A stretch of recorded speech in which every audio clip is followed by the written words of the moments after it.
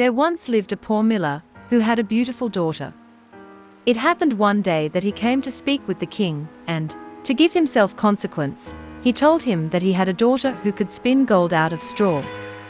And the king said to the miller, "That is an art that pleases me well. If thy daughter is as clever as you say, bring her to my castle tomorrow, that I may put her to the proof."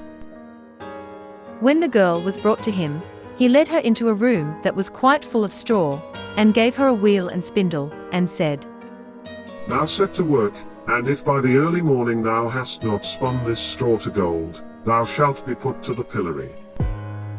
And he shut the door himself, and left her there alone. And so, the poor miller's daughter was left there sitting and could not think what to do for her life.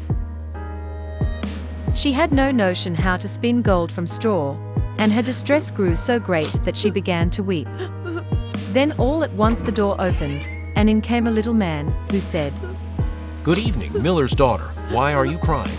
I have got to spin gold out of straw, and I do not understand. How am I to do it? "What will you give me if I spin it for you?" I could give you my necklace. Would you accept that? The little man took the necklace, seated himself before the wheel, and whir. 3 times round and the bobbin was full. Then he took up another, and whir. 3 times round, and that was another bobbin full.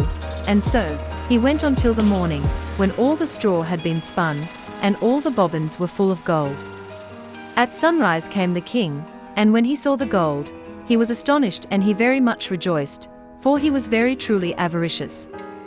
He had the miller's daughter taken into another room filled with straw, much bigger than the last, and told her that, if she valued her life, she must spin it all in one night.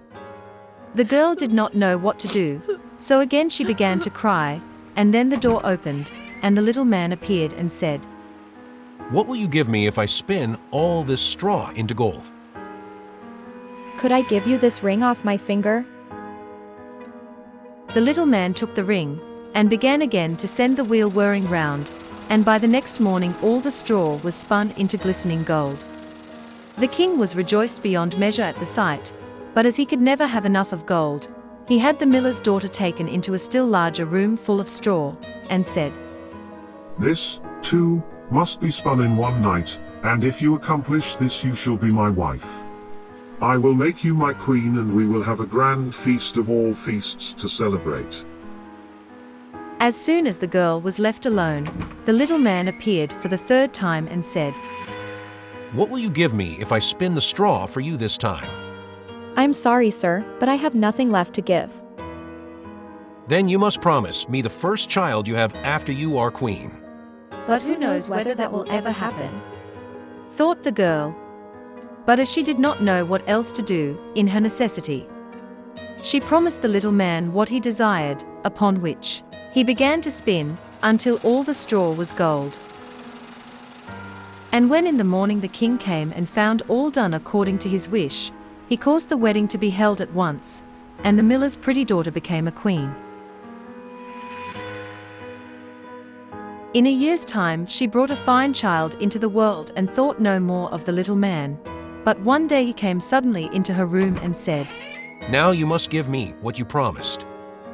The queen was terrified greatly, and offered the little man all the riches of the kingdom if he would only leave the child. "No, you promised the child. I only want the child." Then the queen began to lament, and to weep, so much, that the little man had pity enough upon her, to give her time to solve a riddle. "I will give you 3 days, and if at the end of that time you cannot tell my name, you must give up the child to me." Then the queen spent the whole night in thinking over all the names that she had ever heard. She sent messengers throughout the land, to ask far and wide for all the names that could be found. And when the little man came next day, beginning with Caspar, Melchior, Balthazar, she repeated all she knew, and went through the whole list. But after each the little man would only say, "That is not my name." The second day the queen sent to inquire of all the neighbors what the servants were called, and told the little man all the most unusual and singular names.